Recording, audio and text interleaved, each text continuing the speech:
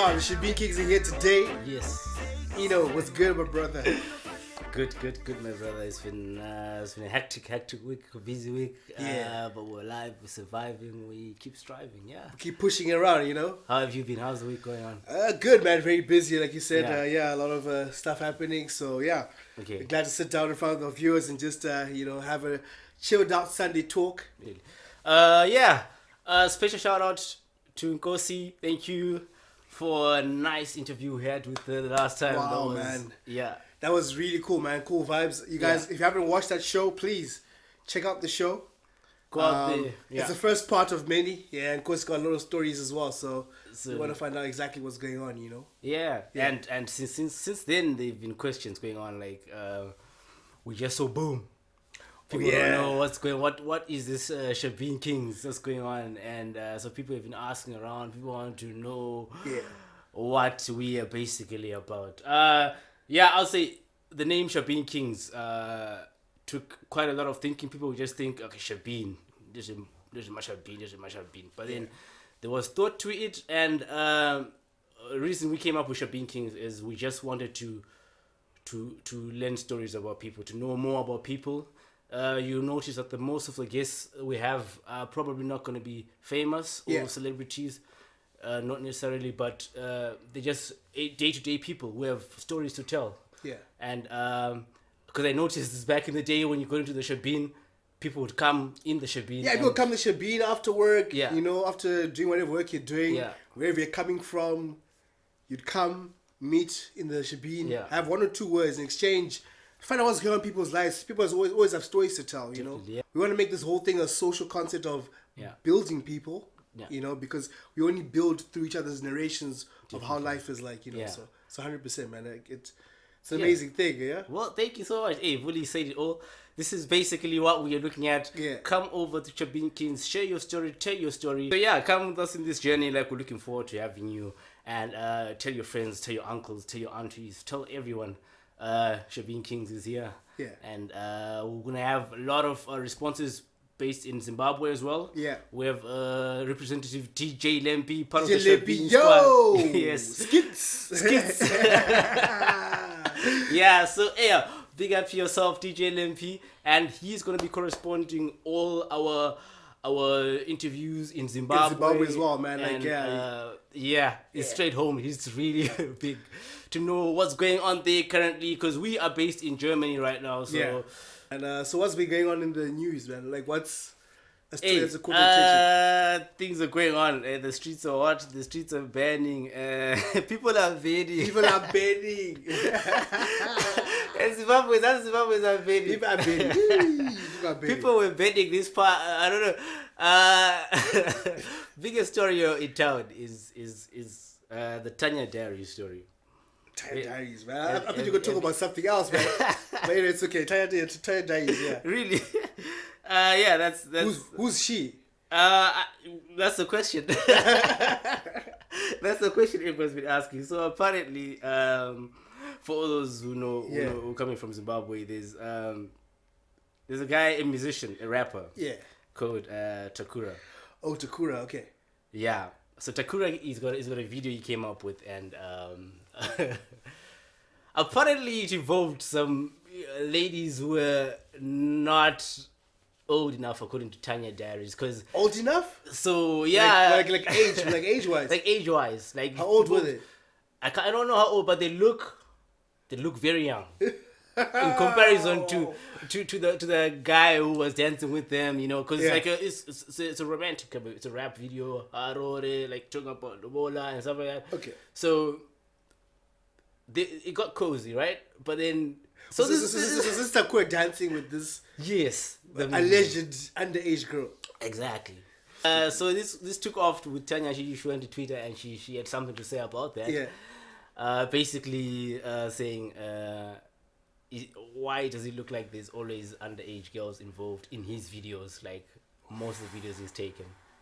Damn, that's spicy. So it kind of shook the world, and You know, so Takura has got his old Takura squad. Yeah, the defenders of the Takura fort. The defense forces.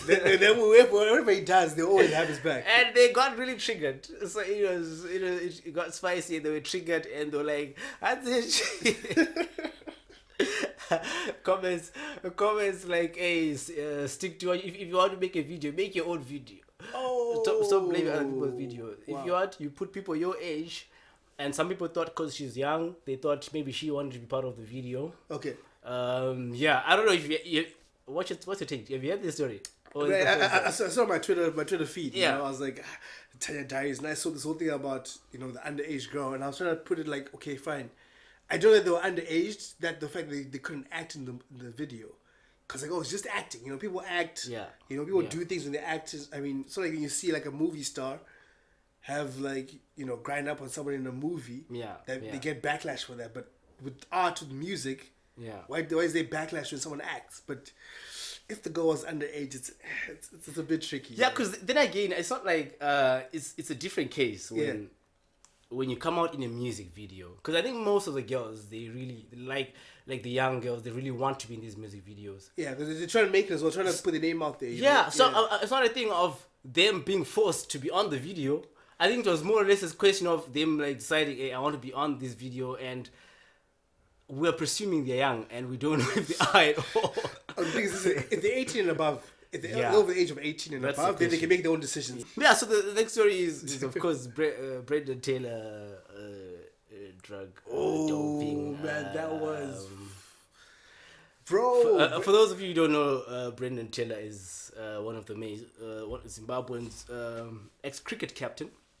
Yeah, man, I've been cricket for a long time, and man. He's been he's a very, very, very... A legend. I'll call him a legend. Before this, I'll call him a legend.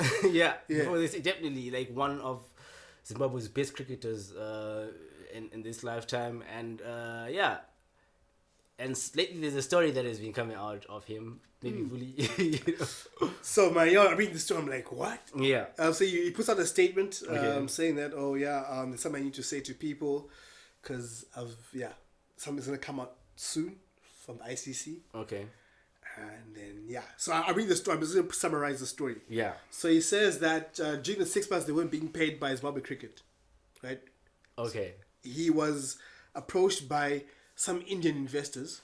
Wait, they weren't being paid for 6 months. Okay. 6 months. So no money from Zimbabwe Cricket, no nothing. You don't even know what's going on. Wow. Then you get an invitation from an Indian businessman who says, "Come to India. Let's talk about. I'm gonna give you 15,000 because what I wanna do is I wanna invite you over so you can talk and find out how you can help so you can build cricket to the next level in Zimbabwe. Okay. But for your help, we're gonna pay you $15,000 US dollars. Right? So Better thinks, you know what? Me, 50,000. I've paid for 6 months. So he goes to India. And then he says that they have a good meeting and they're celebrating the partnership and whatever. Then the Indian business people then start hitting cocaine. No. And then they offer him cocaine. So this is during like just after at the end they're now celebrating the deal. They've talked about the deals, the plans. Like, we're gonna come into Zimbabwe, we're gonna create franchises like in these places, blah blah blah. And then they offer him cocaine on the same night. So Brendan Taylor, because you think, I'm good, I'm set. What does he do? Oh no. He hits the cocaine. So now he hits cocaine, and then what these guys start to do is that they're taking a video. He doesn't know they're taking a video of him. It is the cocaine. The mentor says, they retire for the night, they go to sleep, and then in the middle of the night when he's sleeping, he gets woken up with these bouncers and those Indian businessmen. Wow. Saying to him, listen, we've got a video of you sniffing cocaine. So if you don't do what we want you to do, we'll release that video of you to the public. And he's like, oh my gosh. Then he's like, then the guy's like to him, listen, so we're going to ask you to fix games for us, right? And we'll give you 20,000 on top. Wow. So this guy agrees. Brendan says he apparently agrees, and then next day he gets out, he leaves India. And goes back home. And he kept quiet for 4 months before he told anyone. So he knew, and nothing has been happening between those 4 months. Like, they haven't requested, suggested anything from him. He said that they haven't. or that he refused something. He said that he hasn't done anything. Wow, that's very, very cruel. I said they've been working on this. Like that was their plan from the onset. Yeah, because I mean, this whole match fixing thing is a big, especially like if you go to India, cricket is like very popular. They make so much money from betting. Millions, because it's a very big sport. It's a very big sport. Very, very big sport. They're taking advantage of. So I didn't know that gambling. Well, gambling is a really huge. It's a huge industry in India. Huge, especially when it comes to cricket. It's a huge industry. And if they've done this to him, they've probably done it to a lot of people. I put myself in his shoes, and I was like, "What would you do?" Because I wouldn't do cocaine in the first place. Me too. but it's just like at that moment, so many feelings are going, emotions are going. Like 20 and grand. then boom. And it only takes that one video. That one video. So people are like, people are so sympathetic to Brendan Taylor because he's white. What if it was a black cricket player? What do you guys would be saying about him? Oh. So the angle came and I was like, oh, yeah. So that's the angle now because it comes back to the white or black. It's been a huge topic as well as Zimbabwean sports as well. Like, I get it. Like, it's like, if it was a black guy, it could have been different. Yeah. The Zimbabwean hockey squad just having three black people in the squad. Yeah, man. Like, become very, very, very hot topic as well. And now the whole Brendan Taylor. Those trials. Yeah. Not speaking on first-hand experience, but from other people's experiences. Yeah. It's very serious there. Like, it's scary the amount of racism that gets involved when people get to choose the teams. Because you can really see very good people who can play. Yeah. And someone can just say, my mom is going to be sponsoring the whole thing. Oh, that's the angle, the bag. And there's no way you can remove the sponsor because the other guy was probably say, they won't offer anything. But these people, they will just say, my mom's going to sponsor. My mom's going to sponsor the kids. Yes. Or she's going to sponsor the travel there, the plane tickets. And there's people who cry for positions if they don't make it to the squad. People really cry and say, why? Why did I not make it? Why did she make it? Type of thing.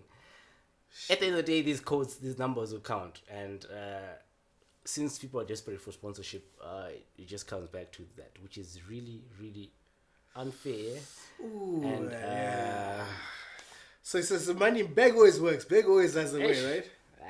The money is always the key. Money, nobody awesome. Yeah.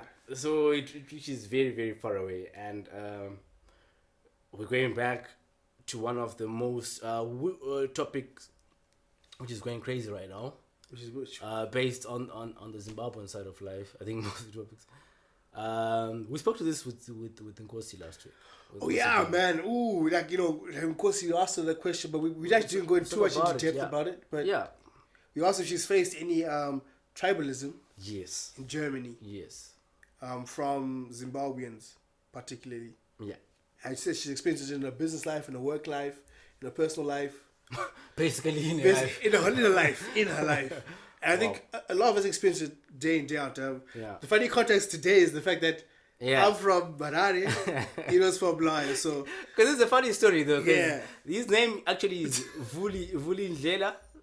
Yeah. And I'm innocent, so people kind of confuse which one of us is from Harare and from Blair. Yeah. So apparently, no, you are from the Harare side of life. Yeah, I'm from the Harare side. I was born in Kobulayo, but home is Harare for me. Okay. Yeah. And home is Blawayo for me. So we're trying to bridge the path between this gap. Gap. Yeah. And tribalism is a big topic in Zimbabwe. It's a big story, kicking story right now. Yeah. And I feel like everything that's going on will always be based on why are they why didn't you speak in Ndebele? Why didn't you speak in Shona? Yeah. I don't know what's the best way we can. Today we're here to talk about problems, but solutions, right? I think because I think we need to take a step further because at the end of the day, we are one people. Yes. Right. So, I think solution number one when it comes to the language part, is that every kid in Zimbabwe, must learn at least all the main indigenous languages. Yeah. A must. That means it has to be part of the school curriculum. Yeah, up to a certain level. Okay. Right? Because there should be no reason why I can't go to Kobulayo in Victoria Falls, if people speak Vitori, and not be able to speak with them. Yes. So you're saying like at grade 7 level for grade 7 examination, there has to be 2 languages. Because right now in Blawayo there's only Ndebele. Yeah. And in Harare there's only Shona. But you see, the problem is that you can't only have Shona and Ndebele. Yeah. Because there's also Tonga. Yes. There's also other dialects as well. So basically, all those dialects, Tonga, have to be introduced. Wow. Because, like, we can sit down and say that, let's only include Shona and Ndebele because those are the two main spoken ones. Yeah. But what about the other people? Because we have to introduce Tonga as well into everything. Yeah. Kalanga is probably... Exactly. Is going to be coming in as well. Yeah. So there's basically, there's a lot of intake for school kids now at a very young age. Yeah. Those are going to be mandatory. So that's like we're going to count about 5-6 languages. Yeah. Which they will have to pass. Yeah. And this is just great. It's a lot. So maybe for now they can just do a pilot program where they start with Shona and Ndebele. Yeah. Let's start there. Because this is a topic for Yes, yeah. Start Shona and Ndebele, right? And then figure out a way how to include the other languages in their sections. Right. Okay. So that's my number one way to deal with this issue. Just find a way of being inclusive. Okay. That's all. Yeah. I don't know. That's on my side from H-Town. Yeah, because it's the thing is, the tribalism issue is it runs very, very deep. When it comes to Shona and Ndebele, it goes rich into the deep. Coming from someone from Blawayo. Yeah. And knowing these experiences, the people from Blawayo, it's very deep. It's a deep story, which most of the people my age, people can relate to already. But people who are a bit older generation, they have no pity. Like they don't want to see Shona. People were really adamant because of what happened in the past of the history. Yeah. And there's a lot of trauma in that situation. There's a lot of hatred. My question, is like, this happened which year? 1980? In the 80s. 80s, right? Yeah. Were you born in the 80s? I was not born in the 80s. But the thing is... You're not born. I was not born in the 80s. Right? Yeah. So we are like a new generation, so to say. We never saw what happened. We obviously see the effects of it afterwards. Yes. Because it did scar parents or people like that. Yeah. But we are a new level where... But the hate continues to move on. It does. Because this hate... It's direct.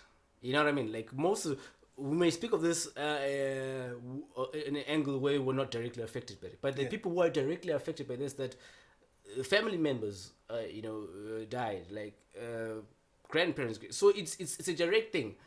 And the new generation will keep on getting the same doctrine from their parents. Like, this is what happened. You don't have an uncle because this is what happened. This is what's going on. So just like you said, I think we have to get to a stage where we say, this is our generation. How are we going to mend that gap? Yeah. How are we going to get, Yeah, some of the sins are not ours, so to say, or our generation's sins. Yes. The sins of the past generations. We can just build from there. We just build from there. Obviously, there has to be some things that need to be done by the government of Zimbabwe. Yeah. To ensure that there's a truth and reconciliation process. Yes. But the rest, up to us to build each other. Yeah. Is to bound together. Yeah. As the new generation. Definitely. So we can build the right Zimbabwe for us, for both of us. Definitely. Yeah. I think we have to look at this in this perspective where we just say the young generation, we are young, we are new. Let's try and focus now and say, let's try and get together, move forward, and the only way, because we are the next generation, we are setting the future. Because the people before us, they set a future, which we might not like it, we might like it, but it is the future, So it's up to the generation to decide what kind of future we want to set, 100%. What's gonna change the world, Yeah. So that's what we're looking at, aiming at changing the world, right? Yes. So for us as well, like, we're also gonna have some guests from different kinds of backgrounds. Yeah. For us, we don't select or something like that. We have people that we want their stories to be said, yes, or to be discussed. So we'll definitely be doing that here. No discrimination. Anywhere. Yeah, everyone is welcome. Those who drink, those who don't drink, it's okay. You're welcome in the Shebeen. Kunema zoe futi,